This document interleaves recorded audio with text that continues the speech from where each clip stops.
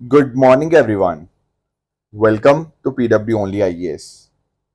दोस्तों, अगर हम बात करें आज के द हिंदू फ्रंट पेज की, तो यहाँ पर आप नोटिस कर पाओगे कि भारत और यूएसए दोनों क्लोज आ रहे हैं in terms of economic agreement. देखो, काफी लंबे टाइम से एक बात हो रही थी कि क्या इंडिया और यूएसए के बीच में एक फ्री ट्रेड एग्रीमेंट पॉसिबल है। अब देखो, पूरी तरह से फ्री ट्रेड एग्रीमेंट होगा या नहीं होगा, that is something to be seen in the future. पर अभी के लिए ऐसा बताया जा रहा है कि एक डील नवंबर तक यहाँ पे दोनों देशों के बीच में साइन हो जाएगी। एक तरह का ये इनिशियल एग्रीमेंट होगा जिसको हम लोग mutually beneficial multi sectoral bilateral trade agreement के नाम से हम जान सकते हैं। अब यहाँ पर ऐसा नहीं है कि सारे के सारी चीजें हम यहाँ पे कर देंगे, नहीं।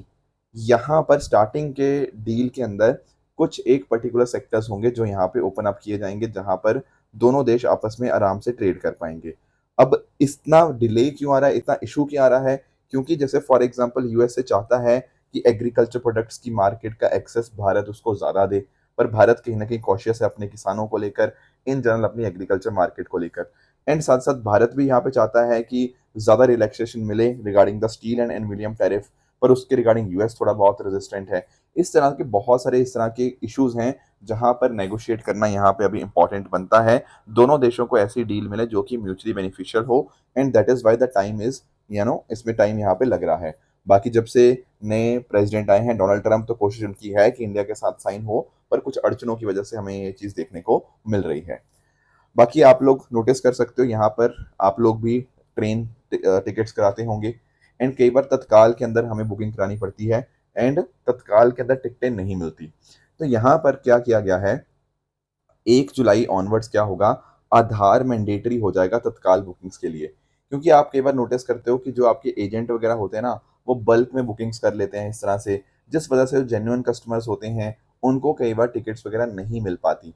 तो यहाँ पर इंश्योर ये किया जाएगा कि आधार बेस्ड ऑथेंटिकेशन मैंडेटरी हो जाएगा, चाहे वो ऑनलाइन बुकिंग हो, एंड इवन आपकी ऑफलाइन बुकिंग्स के लिए भी आपका आधार ओटीपी वेरिफिकेशन यहाँ पे आपका चाहिए होगा। तो 1 जुलाई से ऑनलाइन के लिए और 15 जुलाई से ऑफलाइन के लिए आधार वाली चीजें यहाँ पे मैंडेटरी हो जाएंगी, ताकि जो रिजर्वेशन हो उनमें कोई फ्रॉडलेंट चीजें यहाँ पे ना देखने को मिले। ये यहाँ पे फोकस हमें देखने को मिल रहा है। दोस्तों, डेट है आज की 12 जून 2025, एंड आप सभी का स्वागत है आज के प्रीलिम बूस्टर न्यूज डिस्कशन में। दोस्तों, अगर आपको इस सेशन की पीडीएफ चाहिए तो आप मेरे Telegram channel Rishabh Sharma sir PW यहाँ पे जाके इसकी पीडीएफ को डाउनलोड कर सकते हैं। दोस्तों, डिस्कशन स्टार्ट करें, बट उससे पहले दो चीजें मुझे डिस्कस करनी है। दोस्तों, कल एक तो बहुत सारे मैसेजेस आए, ठीक है ना। बहुत सारे स्टूडेंट्स का ऐसा मैसेज आया कि सर हाँ जी, आपका प्रीलिम्स जो है वो क्लियर हो चुका है, अब आगे मेंस के लिए गाइडेंस चाहिए। डेफिनेटली ऐसे स्टूडेंट्स को मेरी तरफ से ढेर सारी शुभकामनाएं। आप लोगों ने मेहनत करी थी, and I am very happy to see कि आपका रिजल्ट भी आपके सामने है। But on the other hand ना, देखो ऑनेस्टली मैं आपको बताऊं तो रिजल्ट का जो डे होता है वो आप लोगों के लिए काफ़ी चैलेंजिंग होता है, but at the same time मेरे लिए या बाकी और दूसरे जो एजुकेटर्स हैं उनके लिए भी काफ़ी ज़्यादा चैलेंजिंग बन जाता है। क्योंकि ये एक ऐसा एग्ज़ाम है जहाँ पर शायद अगर 100 लोगों का होना है तो 1000 लोग ऐसे भी होंगे जिनका नहीं क्लियर हुआ, और ऐसे भी बहुत सारे मैसेजेस हमें देखने को मिलते हैं, और बहुत सारे लोग डिस्टर्ब्ड भी हैं। कई स्टूडेंट्स का मुझे मैसेज ये भी आ रहा है कि सर मेरा जीएस के अंदर स्कोर बहुत अच्छा बन रहा था, ये वाली 95 बन रहा था या इससे ज़्यादा बन रहा था, किसी का सी सेट में लेट से 80 85 या 100 के आसपास भी बन रहा था, एंड तब भी उनका नहीं हुआ। ये चीज़ थोड़ा सा मुझे भी समझ नहीं आई कि ऐसा क्यों हो रहा है, what is the reason behind it, कि कितनी कट ऑफ गई, no one exactly knows. And देखो, किसी को भी नहीं पता कि यूपीएससी के आंसर की क्या होगी। तो मुझे पता है कि आप लोग काफ़ी कंसर्न्ड हो कि सर स्कोर मेरा अच्छा बन रहा था, मेहनत भी खूब करी थी, बट तब भी नहीं हुआ। ठीक है, हाँ जी, तो मैं समझ सकता हूँ आपकी देखो फीलिंग्स, बट मैं वही पॉइंट कह रहा हूँ कि मैं अननेसेसरी कोई आपको कोई मोटिवेशन नहीं दूंगा, ठीक है ना। इट इज़ इम्पॉर्टेंट कि हम थोड़ा सा काम माइंड के साथ थोड़ा प्रैक्टिकल अप्रोच आगे की लें। जिन स्टूडेंट्स को लेट से अगला अटेम्प्ट देना है वो ये देखें कि आगे के लिए हम कैसे तैयारी कर सकते हैं। जो स्टूडेंट्स ऐसे हैं जिनको लगता है कि नहीं यार, अब हमें थोड़ा सा बियॉन्ड यूपीएससी सोचने की ज़रूरत है, तो वो भी आप थोड़ा कंसिडर कर सकते हो। आप बस जो भी आप फैसला लीजिएगा, थोड़ा सा आप काम माइंड एंड कंपोज तरह से आप लीजिएगा, थोड़ा ठंडे दिमाग से आप वो फैसला लीजिएगा। कुछ स्टूडेंट्स ऐसे होंगे जिनका लेट से लास्ट अटेम्प्ट होगा, या उनके अटेम्प्ट्स मल्टीपल हो चुके हैं, एंड अब वो शायद किसी प्लान बी की तरफ सोच रहे होंगे, तो डेफिनेटली वो भी देखा जा सकता है डिपेंडिंग अपॉन द सर्कमस्टांसेस। तो बाकी इस रिजल्ट से डिसहार्टन होने की जरूरत नहीं है। ठीक है, अगर आपकी मेहनत सही होती है तो डेफिनेटली आपको रिजल्ट आज नहीं तो कल इस फील्ड में या किसी और फील्ड में डेफिनेटली मिलता ही मिलता है। तो I wish every one the very best, जिनका हुआ है, जिनका नहीं हुआ है, आई होप आप अपनी लाइफ में आगे और बहुत ज़्यादा सक्सेसफुल होंगे। दोस्तों, जिन स्टूडेंट्स का इस बार मेंस क्लियर हो गया है, वो स्टूडेंट्स हमारे साथ रीजन मेंस 2025 बैच के अंदर जुड़ सकते हैं। आप नोटिस कर सकते हो कि ये जो बैच था, ये पिछले साल भी बहुत सारे स्टूडेंट्स को हेल्प किया। जैसे 549 स्टूडेंट्स ने यहाँ पर हमारे साथ इस बैच में से मेंस क्लियर किया एंड 192 से ज़्यादा सिलेक्शन हमारे फाइनल लिस्ट के अंदर यहाँ पे इस बैच से देखने को मिले। अब इस बैच में आपकी क्लासेस तो होंगी होंगी, plus at the same time यहाँ पर आपको टेस्ट सीरीज और मेंटरशिप भी आपको यहाँ पे देखने को मिलेगी, जो आपको पूरी तरह से हेल्प करेगा अपनी मेंस की प्रेपरेशन को और बेहतर बनाने के लिए। यहाँ पर दोस्तों आपके सामने क्यूआर कोड है, आप इस क्यूआर कोड को स्कैन करके आप इसको ज्वाइन कर सकते हैं। नीचे डिस्क्रिप्शन के अंदर भी लिंक है, और जिन स्टूडेंट्स ने इस बार प्रीलिम्स क्लियर किया है उनको डेफिनेटली ये बैच ज्वाइन करना ही चाहिए। आप सबके लिए एक बहुत स्पेशल डिस्काउंट है। आप डेफिनेटली इस फॉर्म को फिल करिएगा एंड आपको बहुत ज़्यादा हेल्प होगी इस पर्टिकुलर प्रोग्राम के माध्यम से। चलिए स्टार्ट करते हैं अपने पहले टॉपिक के साथ, that is world banks global economic prospect report. दोस्तों, वर्ल्ड बैंक के द्वारा ना ग्लोबल इकोनॉमिक प्रॉस्पेक्ट रिपोर्ट यहाँ पे निकाली गई। सबसे पहली बात तो आप ये ध्यान रखिएगा कि ये वर्ल्ड बैंक निकालता है, एंड दूसरी बात ये बाई एनुअल है, यानी कि ये 2 बार आती है एक साल के अंदर। ठीक है, 6-6 महीने के नॉर्मली गैप के अंदर आपको ये रिपोर्ट देखने को मिल जाएगी। अब इस रिपोर्ट में होता क्या है, देखो इस रिपोर्ट में ना हमें आइडियाज मिलते हैं, हमें ग्रोथ प्रोजेक्शंस मिलती हैं, हमें ट्रेंड्स मिलते हैं कि कोई देश कितनी तेजी से आने वाले समय के अंदर ग्रो करने जा रहा है, कोई रीजन में क्या डिफिकल्टीज हैं, कैसे आगे वो और प्रोग्रेस कर सकते हैं। ये सारी चीजें यहाँ पे रिपोर्ट में बताई जाती हैं वर्ल्ड बैंक के द्वारा। अब इस बार जो रिपोर्ट आई है उसमें आप नोटिस करिएगा कि भारत के बारे में काफी सारी बातें यहाँ पे कही गई हैं। जैसे फॉर एग्जांपल, इंडिया एक्सपेक्टेड है कि हम फास्टेस्ट ग्रोइंग लार्ज इकोनॉमी यहाँ पे बने रहेंगे, plus at the same time इन्होंने ये बताया है कि भारत की जो ग्रोथ है ना, वो 6.3% के आसपास रहेगी। हालांकि पहले की प्रोडिक्शंस के मुकाबले इन्होंने थोड़ा सा जो फॉरकास्ट है वो कम किया है। अब जैसे फॉर एग्जांपल 2026-27 के लिए भी थोड़ा सा कम किया है, पहले 6.7% के आसपास था, अब बोला गया है कि 6.5% रहेगा। बट आगे जाके 2027-28 के अंदर ये वापस 6.7 देखने को मिल जाएगा। तो मोटा मोटा आप ऐसा मान के चल सकते हो कि अगले 3-4 साल ना हम 6.3 से 6.7% के बीच में ग्रो करेंगे। This is a rough idea जो आपको यहाँ पे आइडिया होना चाहिए। इसके साथ ही जो सर्विस सेक्टर है वो काफ़ी अच्छा परफॉर्म हमारा कर रहा है, आगे भी ऐसे ही परफॉर्म करेगा, एंड इससे हमारा एक्सपोर्ट और इकोनॉमिक एक्टिविटी यहाँ पे अच्छी रहेगी। भारत की देखो जो काफ़ी सारी पॉलिसीज़ है ना, वो भी इन्हीं पर्टिकुलर चीज़ों से शेप अप होती हैं कि हमारी जीडीपी ग्रोथ रेट कैसी चल रही है। जैसे फॉर एग्जांपल, हमने अभी रिसेंटली अपना जो रेपो रेट था उसमें 50 बेसिस पॉइंट या 0.5% की कटौती करी। देखो पहले भी हमने 0.25% कम किया था, फिर उसका फिर से 0.25% कम किया, फिर अभी रिसेंटली 0.5% कम किया। तो टोटल 1% हमने पिछले 6 महीने के अंदर यहाँ पे रफली कम किया है रेपो रेट को, एंड अब रेपो रेट आपकी 5.5% हमें यहाँ पे देखने को मिल जाएगी। अब महंगाई कम है, लगभग 3.7% के आसपास है फॉर FY 2026, एंड इस समय के ऊपर रेपो रेट कम करने से आपकी स्पेंडिंग बढ़ेगी, इन्वेस्टमेंट बढ़ेगा, एंड ये चीज़ें काफ़ी हमें हेल्प करेंगे इकोनॉमिक ग्रोथ को वापस बूस्ट करने के लिए। तो ग्रोथ जैसे मैंने आपको बताया, ठीक है, कोई यहाँ पे 6% कह रहा है, कोई 6.5% जैसे आरबीआई ने कहा है, बट सरकार का अपना आंकड़ा है 6.3 से 6.8% के बीच बीच में हम यहाँ पे रहेंगे। पिछले साल हमारा थोड़ा 6.5% था, एंड वो पिछले 4 साल में सबसे स्लोएस्ट हमारी जीडीपी ग्रोथ रेट थी, और इसका कारण यही था कि हमारी इंडस्ट्रियल प्रोडक्शन थोड़ी स्लो हुई। पर हालांकि सर्विस और एग्रीकल्चर सेक्टर ने यहाँ पे इस ग्रोथ को बचा के रखा। इसके अलावा ना इस बार जब बजट प्रेजेंट किया गया by our honourable finance minister, तो उन्होंने एक बात ये बोली थी कि हम चाहते हैं हमारी डेट टू जीडीपी रेशो 50% के आसपास यहाँ पर आ जाए। एक्चुअली उन्होंने ये बोला था 50 प्लस माइनस 1%, यानी कि 49 से 51% के बीच में होनी चाहिए। अभी आपका डेट टू जीडीपी रेशो लगभग 56% इन FY 2026 होगा, बट आगे जाके हम इसको लॉन्ग टर्म के अंदर चाहेंगे कि लगभग 50% के आसपास हमें यहाँ पे देखने को मिल जाएगा।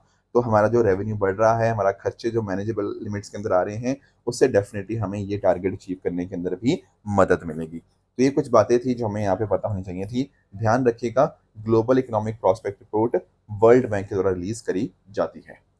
नेक्स्ट आते हैं अगले टॉपिक पे, that is world accreditation day 2025। अब आप लोग एक चीज बताओ, क्या आप लोग एक्रेडिशन की इंपॉर्टेंस समझते हो? मैं आपको थोड़ा सा हेल्प करने की कोशिश करता हूँ। जैसे कई बार ना आप लोगों ने किसी एजुकेशन सेक्टर में आप लोगों ने देखा होगा, कॉलेज या यूनिवर्सिटी का लिखा होता है कि ये NAAC एक्रेडिशन है। यानी कि national assessment and accreditation council से इसको एक्रेडिटेशन मिला हुआ है। या एनबीए का आपने एक्रेडिटेशन सुना होगा, ये भी आपके टेक्निकल प्रोग्राम्स के रिगार्डिंग होता है। इनफैक्ट आपके हेल्थ सेक्टर के अंदर एनएबीएच आपका एक्रेडिटेशन होता है, जो आपके हॉस्पिटल्स को, हेल्थ केयर प्रोवाइडर्स को यहाँ पे एक्रेडिटेशन देते हैं। या फिर आप लोगों ने बीआईएस तो सुना होगा, ब्यूरो ऑफ इंडियन स्टैंडर्ड। ये दरअसल में आपके अलग अलग प्रोडक्ट्स को, सिस्टम्स को सर्टिफाई करता है। आप लोगों ने आईएसआई मार्क सुना होगा, है ना। ये जो सारी चीजें मैंने आपको बताई, ये एक्रेडिटेशन जो होती हैं, ये हमें भरोसा देती हैं। क्या भरोसा देती हैं? कि जो चीज आप इस्तेमाल कर रहे हो, या जो एंटिटी या जो संस्था के साथ आप जुड़ रहे हो, वो अपने आप में एक अच्छी संस्था, उसकी क्वालिटी के बारे में इंश्योर करता है। अब ये इंपॉर्टेंस होती है एक्रेडिटेशन की। अब एक्रेडिटेशन की इंपॉर्टेंस को समझते हुए हर साल क्या किया जाता है? हर साल वर्ल्ड एक्रेडिटेशन डे यहाँ पे सेलिब्रेट किया जाता है। किसके द्वारा? By the international accreditation forum and साथ साथ इंटरनेशनल लेबोरेटरी एक्रेडिटेशन कॉर्पोरेशन, आईएलएसी। तो पहली बार 2008 के अंदर हमने यहाँ पे ऑब्जर्व किया था इसको। एंड इस बार की जो थीम थी, it was accreditation empowering small and medium enterprises. क्योंकि आप नोटिस करो, हमारे जो एमएसएमईज होते हैं ना, उनको एक तरह से क्वालिटी का बड़ा कंसर्न रहता है। हमें नहीं पता होता कि कोई एमएसएमई अच्छी है या नहीं है, या वो अच्छे प्रोडक्ट बना रही है या नहीं बना रही। तो वहाँ पर certification, testing, inspection, validation services के माध्यम से उनके ऊपर भरोसा, एक तरह की क्रेडिबिलिटी एमएसएमईज के ऊपर बढ़ जाती है। तो एक्रेडिटेशन के बारे में अवेयरनेस जनरेट करना बहुत बहुत ज़्यादा इंपॉर्टेंट बन जाता है। एंड यहीं पर हमारा जो नेशनल एक्रेडिटेशन डे है, या सॉरी वर्ल्ड एक्रेडिटेशन डे है, वो हमें यहाँ पर हेल्प करता है इन ऑर्डर टू इंश्योर की ट्रस्ट एंड क्रेडिबिलिटी बनी रहे। अब इंडिया के कॉन्टेक्स्ट में अगर हम बात करें, तो हमारा जो क्वालिटी काउंसिल ऑफ इंडिया है, इसने भी सेलिब्रेट किया world accreditation day 2025 at the India habitat centre, new Delhi के अंदर। एंड इस मौके के ऊपर आपका एक पोर्टल लॉन्च किया गया, that is NABL portal. NABL आप लोग समझते होंगे, national accreditation board for testing and calibration laboratories. ये एक ऑटोनमस बॉडी है इंडिया के अंदर, जो टेस्टिंग और कैलिब्रेशन को रिगार्डिंग देखती है।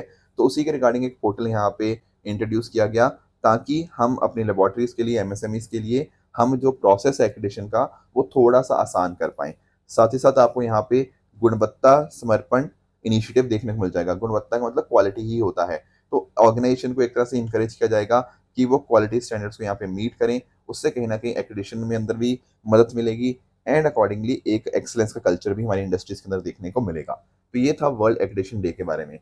एक चीज आपको और ध्यान में रखनी है, आपको Quality Council of India Organisation के बारे में भी पता होना चाहिए। दरअसल में ये आपकी ऑटोनमस बॉडी है, जो क्वालिटी स्टैंडर्ड्स को प्रमोट करती है अलग अलग सेक्टर्स के रिगार्डिंग। और ये एक पब्लिक प्राइवेट पार्टनरशिप के तौर के ऊपर सेटअप की गई थी इन 1997। एंड ये ऑपरेट करती है under the DPIIT, department for promotion of industry and internal trade, which comes under ministry of commerce and industry. तो ये आपको world accreditation day and quality Council of India के बारे में जानकारी होनी चाहिए। नेक्स्ट आते हैं अगले टॉपिक पे, इंडियाज फर्स्ट ई वेस्ट इको पार्क। पहली बात तो मैं आपको ना थोड़ा सा ई वेस्ट के बारे में बता देता हूँ। देखो, ई वेस्ट, इलेक्ट्रॉनिक वेस्ट आप सब लोग समझते ही होंगे, है ना। जैसे आप लोगों ने मोबाइल इस्तेमाल किया, आप लोगों ने लैपटॉप इस्तेमाल किया, बहुत सारे ऐसे आप चीज़ें इस्तेमाल करते हो, बाद में आप उसको फेंक देते हो।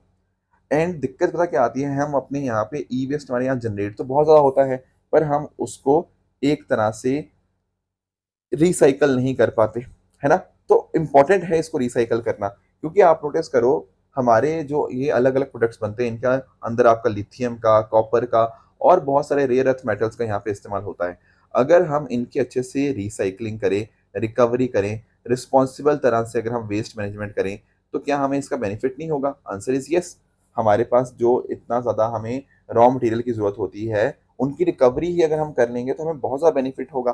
तो दैट इज वाई हम पता क्या कर रहे हैं, यहाँ पर आप नोटिस कर पाओगे, भारत का पहला ई वेस्ट इको पार्क यहाँ पे स्टैब्लिश किया जा रहा है, आपके होलंबी कला, दिल्ली के अंदर। अब दिल्ली के अंदर ये कहाँ पर है सर, होलंबी कला? देखो, आप लोगों ने ना जो नरेला डिवीजन है उसके बारे में सुना होगा। तो जो नरेला सब डिवीजन है नॉर्थ दिल्ली डिस्ट्रिक्ट के अंदर, वहां पर इसको यहाँ पे स्टैब्लिश किया जा रहा है। तो ध्यान रखने वाली बात यह है कि ये कटिंग एज फैसिलिटी यहाँ पे होगी, जहां पर 51,000 metric ton of e waste हर साल प्रोसेस करने की जिसकी यहाँ पे क्षमता होगी। ई वेस्ट मैनेजमेंट रूल्स के अंतर्गत जितने भी आपके ई वेस्ट आउटलाइंड हैं, वो सारे के सारे यहाँ पे आपको कवर देखने को मिल जाएंगे। और इसको इम्प्लीमेंट करने वाली संस्था होगी Delhi state industrial and infrastructure development corporation. बाकी आप नोटिस कर पाओगे, ये जो पर्टिकुलर ई वेस्ट इको पार्क होगा ना, इसको बनाया जाएगा under the design, build, finance, operate, transfer model under private public partnership. अब इसका क्या मतलब है सर, ये जो आपने यहाँ पे पॉइंट्स लिखे हैं? देखो, आप इस चीज को अंडरस्टैंड करने की कोशिश करना। होगा पता क्या, कि प्राइवेट प्लेयर का यहाँ पे बहुत बहुत इंपॉर्टेंट रोल होगा। कहने का मतलब, ये जो सारी बातें लिखी है ना, जैसे फॉर एग्जांपल प्रोजेक्ट इंफ्रास्ट्रक्चर को डिजाइन करना, ये प्राइवेट प्लेयर करेगा। उसको बनाना, उसको कंस्ट्रक्ट करना, वो प्राइवेट प्लेयर करेगा। उसके लिए पैसा जुगाड़ना, फाइनेंस इकट्ठा करना, वो भी आपके प्राइवेट सेक्टर की जिम्मेदारी होगी। फिर लगभग 20 से 30 साल के लिए उस पर्टिकुलर ई वेस्ट इको पार्क को ऑपरेट और मेंटेन करने की जिम्मेदारी भी प्राइवेट सेक्टर की होगी। एंड लास्ट में जाके जब वो कंसेशन पीरियड खत्म हो जाएगा, 20-30 साल जो भी डिसाइड किया जाएगा, तो वापस से जो प्रोजेक्ट होगा वो सरकार को यहाँ पे ट्रांसफर कर दिया जाएगा। यानी कि आप ऐसा कह सकते हो कि ओनरशिप आपकी सरकार की रहेगी, पर ज्यादातर जो रिस्क होंगे ना, वो आपके प्राइवेट पार्टी यहाँ पे आपका उसको यहाँ पे गो थ्रू करेगी। तो आप नोटिस कर सकते हो कि ये जो पर्टिकुलर पार्क है, ये लगभग दिल्ली का 25% ई वेस्ट को मैनेज करेगा। एंड दिल्ली अपने आप में पॉइंट इसलिए भी हो जाता है क्योंकि दिल्ली भारत का 9.5% ऑफ टोटल ई वेस्ट यहाँ पे कंट्रीब्यूट करता है। तो आप ऐसा भी कह सकते हो कि पूरे देश का लगभग 2.5% जो ई वेस्ट रिसाइकल होगा, वो यहाँ पर इसी ई वेस्ट इको पार्क के माध्यम से हो जाएगा। बाकी रिसाइकलिंग रिकवरी एक तरह का इसका सिस्टम एक तरह से पूरा बन जाएगा। साथ ही साथ जो वेस्ट सेक्टर हमारा अभी बहुत ही बड़े लेवल पे इनफॉर्मल है, उसको यहाँ पे फॉर्मल करने में मदद मिलेगी। उससे कहीं ना कहीं नई नई जॉब्स, ग्रीन जॉब्स आपको देखने को मिल जाएंगी। एंड हमारे जो बहुत बहुत यहाँ पे रिसोर्सेज हैं, उनको हम यहाँ पे रिकवर भी कर पाएंगे। तो दरअसल में इस तरह से आपको यहाँ पे एक इको पार्क एस्टेब्लिश होता हुआ देखने को मिल जाएगा। इको पार्क ना एक देखो जनरल टर्म होती है, जहां पर भी हम बात करते हैं कि वहां पर इन्वायरमेंट सस्टेनेबिलिटी का ध्यान रखा जा रहा है, आपके नेचुरल रिसोर्सेज कंजर्व किए जा रहे हैं, वो सारी चीजें यहाँ पे आपकी आ जाती हैं। तो यहाँ पर भी आप नोटिस कर पाओगे कि इको पार्क एक तरह का फर्स्ट ई वेस्ट इको पार्क यहाँ पे स्टेब्लिश किया जा रहा है। नेक्स्ट आते हैं अगले टॉपिक पे, real world effectiveness of weight loss drugs. देखो यहाँ पे ना ये आर्टिकल जो आया आपका, उसके रिगार्डिंग आपको कुछ टर्मिनोलॉजीज का पता होना चाहिए या कुछ मेडिसिन का पता होना चाहिए। जैसे आप यहाँ पे ध्यान रखना कि there are certain types of medicine. जैसे आपका एक सीमाग्लूटाइड है, आपका एक टिर्जेपेटाइड है। इनको हालांकि सीमाग्लूटाइड को मार्केट किया जाता है एज ओजेम्पिक या वीगोवी, और टिर्जेपेटाइड को यहाँ पे मार्केट किया जाता है एज मोन्जुनारो या जेपाउन। ये प्लीज आप नाम ध्यान में रखिएगा, कई बार यूपीएससी इस तरह से डायरेक्टली वर्ड्स आपको दे देगा एंड पूछेगा कि ये न्यूज में थी, आखिर इसका मतलब क्या है। तो पहली बात तो आपको ध्यान में रखनी है कि ये वेट लॉस ड्रग्स हैं, यानी कि जो आपका वेट कम करने के अंदर आपको यहाँ पे मदद करती हैं। ठीक है। तो जब इनके क्लिनिकल ट्रायल्स हुए ना, तो इन्होंने बड़े बड़े क्लेम्स यहाँ पे करने के वो देखने को मिले। जैसे उसमें पता लगा कि यार एक पर्सन का वेट बहुत तेजी से यहाँ पे कम हो सकता है। पर जब रियल वर्ल्ड के अंदर इन मेडिसिन का इस्तेमाल किया गया, तो देखने को मिला कि लोगों का वेट तो कम हुआ, पर उतना वेट कम नहीं हुआ जितना यहाँ पे इन पर्टिकुलर क्लिनिकल ट्रायल्स के अंदर देखने को मिला था। ठीक है। अब इसके कारण भी यहाँ पे इस पर्टिकुलर आर्टिकल में यहाँ पे बताए गए हैं। तो सबसे पहली बात तो यही है कि वेट लॉस ड्रग्स काम कैसे करती हैं। देखो, ये जो आपकी दो आपको ड्रग्स मैंने आपको यहाँ पे बताई ना, जिनके आपको नाम ये ध्यान में रखने हैं, इनमें ऐसा होता है कि आपकी जो भूख होती है, आपका एपिटाइट होता है, वो कम कर दिया जाता है। अगर आपको भूख कम लगेगी तो आप खाओगे कम, है ना। आपको ऐसा लगेगा कि आपका पेट भरा भरा है, उसको बोलते हैं सेशिएटी, ठीक है ना। सेशियस अगर आपको आ चुकी है, आपका पेट भरा भरा लग रहा है, तो भी आप कम खाओगे। प्लस आपका पेट एम्प्टी धीरे होगा एंड आपका मेटाबॉलिज्म को ये मॉडिफाई कर देगा। तो ये जो आपका ओजेम्पिक था या आपका मोन्जुनारो था, ठीक है ना, तो ये सारी चीजें इसी तरह से काम करती हैं। बाकी क्लिनिकल ट्रायल्स ने ये बताया था कि लगभग 18% बॉडी वेट यहाँ पे कम होगा इन ओबीस और ओवरवेट इंडिविजुअल्स अगर इसका आप इस्तेमाल करते हो। पर रियल वर्ल्ड जो डेटा आया है वो इससे कम हमें यहाँ पे देखने को मिला है। अब क्या कारण है जो आपका इसके रिगार्डिंग, ऐसा क्यों है कि कम वेट लॉस हो रहा है? देखो, कुछ कारण है इसके पीछे के। जैसे फॉर एग्जांपल, काफी सारे पेशेंट्स ना बहुत कम समय के अंदर मेडिसिन खाना बंद कर देते हैं। मान लो आपने बस 1 महीना मेडिसिन ली, तो पूरा रिजल्ट नहीं आएगा। और साथ ही साथ आप डोज को भी कम कर देते हो। कई बार लोगों को लगता है कि नहीं यार, इसका कोई साइड इफेक्ट होगा, है ना, तो उस वजह से डोज या तो कम मेडिसिन का इस्तेमाल करते हैं या कम समय में छोड़ देते हैं। इसका कारण पता क्या है, कि ये मेडिसिन अपने आप में काफी महंगी हैं। लगभग महीने का 15,000 रुपए का आसपास का खर्चा आएगा। तो कई लोगों को लगता है कि यार चलो इसको अब खाना बंद कर देते हैं, एंड दैट इज वाई उनका वेट उतना कम नहीं होता। Plus at the same time, जब तक आप इन ड्रग्स को लेते रहोगे तब तक आपका वेट कम होता रहेगा। उसके बाद जब आपने ड्रग लेना बंद कर दिया, ऑटोमेटिकली फिर आपका वेट कम नहीं होगा। Plus at the same time, जिन लोगों में अच्छा खासा वेट लॉस देखने को मिला, उसका कारण यही था कि उन्होंने ट्रीटमेंट को कंटिन्यू किया, डोजेज को मेंटेन करके रखा। दोनों में से ना जो आपका सीमाग्लूटाइड और ट्रिजेपेटाइड थी, उन्होंने यहाँ पे ट्रिजेपेटाइड का इस्तेमाल किया, ये ज्यादा इफेक्टिव देखने को मिली। और फीमेल्स के अंदर भी वेट लॉस ज्यादा देखने को मिला एज कम्पेयर टू मेल, तो यहाँ पे जेंडर डिफरेंसेस भी हमें यहाँ पे देखने को मिलते हैं। तो ये कुछ बातें थी real world effectiveness of weight loss drugs के बारे में, जो आपको यहाँ पे पता होनी चाहिए। नेक्स्ट है हमारे सामने financial stability and development council, FSDC के बारे में। देखो कई बार हम इकोनॉमी के अंदर एफएसडीसी के बारे में पढ़ते भी हैं, तो एक्चुअल में उन्हीं की अभी 29th मीटिंग थी, एंड इस मीटिंग के अंदर डिस्कशन किया गया कि किस तरह से भारत के फाइनेंशियल सेक्टर को बेहतर करना है, और उसमें ध्यान किस चीज का रखना है, साइबर रेजिलियंस फ्रेमवर्क का। क्योंकि देखो साइबर थ्रेट अपने आप में बहुत बहुत ज्यादा बढ़ चुका है, एंड खासकर हमारे फाइनेंशियल सेक्टर को तो बहुत बड़े लेवल पे इम्पैक्ट कर सकता है। एंड इसीलिए हमने यहाँ पर ये मीटिंग के अंतर्गत ये डिस्कशन साइबर रेजिलियंस फ्रेमवर्क के रिगार्डिंग हुआ। अब पॉइंट ये आता है कि सर यहाँ पर इस काउंसिल में होता कौन कौन है। देखो जैसा कि आप पिक्चर में देख पा रहे होंगे, हमारी जो यूनियन फाइनेंस मिनिस्टर होती है वो इसकी चेयरपर्सन आपको देखने को मिल जाएंगी। पर यहाँ पर ना डिफरेंट डिफरेंट आपको रेगुलेटर्स खासकर देखने को मिल जाएंगे। जैसे फॉर एग्जाम्पल आपको यहाँ पर आरबीआई गवर्नर देखने को मिल रहे होंगे, उसके अलावा हमारे फाइनेंस सेक्रेटरी हो गया, उसके अलावा अगर हम बात करें आपके सेबी की तरफ से हो गया, आपके आईआरडीए हो गया, आपके पीएफआरडीए हो गया, चीफ इकोनॉमिक एडवाइजर, इस तरह से डिफरेंट डिफरेंट आपको मेंबर्स देखने को मिल जाएंगे। अब डिफरेंट डिफरेंट मेंबर्स इसीलिए लाए जा रहे हैं ताकि इंटर रेगुलेटरी कोऑर्डिनेशन हो। ऐसा ना हो कि आरबीआई एक तरफ सोचे, सेबी का कुछ अलग व्यू पॉइंट हो, आईआरडीए का अलग, पीएफआरडीए का अलग। नो, इनका आपस में कोऑर्डिनेशन होना चाहिए, क्योंकि अगर हमारे ओवरऑल फाइनेंशियल सेक्टर की स्टेबिलिटी चाहिए तो इनका आपस में एक साथ में मिलकर काम करना is very very important. Plus financial literacy कैसे बढ़ाई जाए, फाइनेंशियल इंक्लूजन कैसे बढ़ाई जाए, ये सारा यहाँ पे वर्क आपको देखने को मिल जाता है इस पर्टिकुलर काउंसिल का। तो इसको चेयर कौन करते हैं, यूनियन फाइनेंस मिनिस्टर। एंड साथ ही साथ आप नोटिस करना, ये गवर्नमेंट ऑफ इंडिया के नोटिफिकेशन के द्वारा 2010 में बनाई गई थी। तो यानी कि ना ये एक एग्जेक्टिव बॉडी है, कोई स्टैट्यूटरी में रिकॉग्निशन नहीं है इसकी, कहीं संविधान में इसका यहाँ पे मेंशन नहीं है। 2008 के अंदर रघुराम राजन कमेटी बनी थी, उन्होंने यहाँ पे कहा था कि हमारे पास एफएसडीसी करके एक चीज होनी चाहिए, ताकि आपस में रेगुलेटरी सेक्टर आपस में कोऑर्डिनेट यहाँ पे कर पाए, एंड इसकी नोडल मिनिस्ट्री आपकी मिनिस्ट्री ऑफ फाइनेंस ही है। तो एक तो देखो एफएसडीसी होती है जहाँ पे आपके डिफरेंट डिफरेंट मेंबर्स आपको देखने को मिल जाएंगे। एक इसी एफएसडीसी की आपको एक सब कमेटी देखने को मिल जाती है। देखो सब कमेटी में पता क्या होता है, आपकी फाइनेंस मिनिस्टर वहां पे नहीं होती, वहां पर क्या होता है, आपके जो आरबीआई गवर्नर होते हैं वो उसको चेयर करते हैं। इसमें क्या हुआ, एफएसडीसी सब कमेटी के अंदर आपके ना, एफएसडीसी की देखो मीटिंग्स अपने आप में कम होती हैं, पर एफएसडीसी सब कमेटी बार बार रेगुलर बेसिस के ऊपर मिलकर आए, इसीलिए इसके यहाँ पे सब कमेटी का यहाँ पे आपका फॉर्मेशन किया गया है। तो आप ध्यान में रखना, जितने भी मेंबर्स हैं एफएसडीसी के, वो यहाँ सब कमेटी के भी मेंबर होते हैं, मतलब फाइनेंस मिनिस्टर बस चेयरपर्सन नहीं होती। बाकी उसके अलावा आपके आरबीआई के डिप्टी गवर्नर्स आपको देखने को मिल जाएंगे, उसके अलावा डिपार्टमेंट ऑफ इकोनॉमिक अफेयर्स के आपके एडिशनल सेक्रेटरी हो गया, वो सब भी आपके मेंबर्स आपके देखने को मिल जाते हैं सब कमेटी के, ठीक है ना। और इसका जो सेक्रेटरीट होता है that is the financial stability unit of reserve bank of India. तो FSDC and FSDC sub committee के बारे में आपको चीजें पता होनी चाहिए। एक और टॉपिक जो हमें डिस्कस करना है, बिल्कुल एक छोटा सा टॉपिक है, वो ये है कि आपकी एनटीपीसी ने सी फॉर ऑल के साथ यहाँ पे टाई अप किया है एनर्जी ट्रांजिशन रोड मैप के बारे में। देखो तीन चीजें पढ़नी है, एनटीपीसी, सी फॉर ऑल क्या होता है, and energy transition road map क्या है। सबसे पहले तो एनटीपीसी के बारे में आप लोगों ने सुना ही होगा, नेशनल थर्मल पावर कॉरपोरेशन।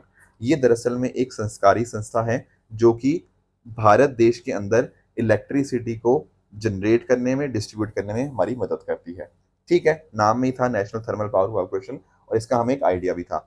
अब इसने किसके साथ टाई अप किया है, C for all, that is sustainable energy for all. दरअसल में United Nation office for project service, उसके द्वारा होस्ट की जाने वाली ये आपको एक इंडिपेंडेंट ऑर्गेनाइजेशन देखने को मिल जाएगी। अब इसका काम पता क्या है, काम है एनर्जी ट्रांजिशन की तरफ काम करना। What do mean by energy transition, देखो पास्ट में हम बहुत सारे अलग अलग ट्रेडिशनल सोर्सेज के ऊपर फोकस रहे हैं, पर अब हमें फोकस किसके ऊपर करना है, रिन्यूएबल एनर्जी की तरफ, सस्टेनेबल एनर्जी की तरफ यहाँ पे फोकस करना है। इवन अगर हम बात करें, हमारा सस्टेनेबल डेवलपमेंट गोल नंबर जो 7 है ना, वो इसी बात की पुष्टि करता है कि हमारा यूनिवर्सल एक्सेस होना चाहिए to sustainable energy by 2030, and उसी के लिए यहाँ पर ये काम कर रहा है। खासकर मैं बात करूँ इमर्जिंग एंड डेवलपिंग कंट्रीज के अंदर एनर्जी ट्रांजिशन तेजी से हो पाए, तो भारत में भी ये चीज काफी तेजी से हो पाए, हम भी सस्टेनेबल एनर्जी की तरफ अच्छे से मूव कर पाए, उसी लिए एनटीपीसी ने यहाँ पर सस्टेनेबल एनर्जी फॉर ऑल या सी फॉर ऑल के साथ यहाँ पर टाई अप किया है। क्लियर, तो ये थी हमारी आज की डिस्कशन। अब अगर बात करें हमारे ट्रू एंड फॉल्स स्टेटमेंट्स की, यहाँ पर आपके सामने कुछ स्टेटमेंट्स हैं, इनको आप पढ़िएगा, बताइएगा इनमें से कौन सा सही है एंड कौन सा गलत है। इसके साथ ही साथ कल मैंने जो आपको होमवर्क दिया था उसमें आप नोटिस कर पाओगे कि निकल के बारे में ये जो बात लिखी गई है, ये अपने आप में बिल्कुल आपको करेक्ट देखने को मिल जाएगी, ठीक है ना। इसके अलावा अगर हम बात करें ड्रम ऐप की, तो ड्रम ऐप ना एक्चुअल में बात करता था कि किस तरह से आपके पास डिफरेंट डिफरेंट रूट्स हो सकते हैं किसी जगह पे पहुंचने के लिए, खासकर एयर पोल्यूशन को कैसे हम ऐसा रूट चूज करें जहाँ पे एयर पोल्यूशन कम हो। तो ये जो डिजिटल पेमेंट वाली बात है ये अपने आप में गलत है। बाकी तीसरी स्टेटमेंट की बात करें हींग की, तो डेफिनेटली हींग आपका वार्म या ह्यूमिड क्लाइमेट के अंदर नहीं होता, बल्कि आपके कोल्ड एंड ड्राई क्लाइमेट के अंदर आपको देखने को मिल जाएगा। इसलिए तीसरा स्टेटमेंट आपका यहाँ पे इनकरेक्ट है। दोस्तों ये थी हमारी आज की डिस्कशन। इसी तरह से आप सब लोग अपने एंड पे हार्ड वर्क करते रहिए। Thank you so much for joining. All the very best.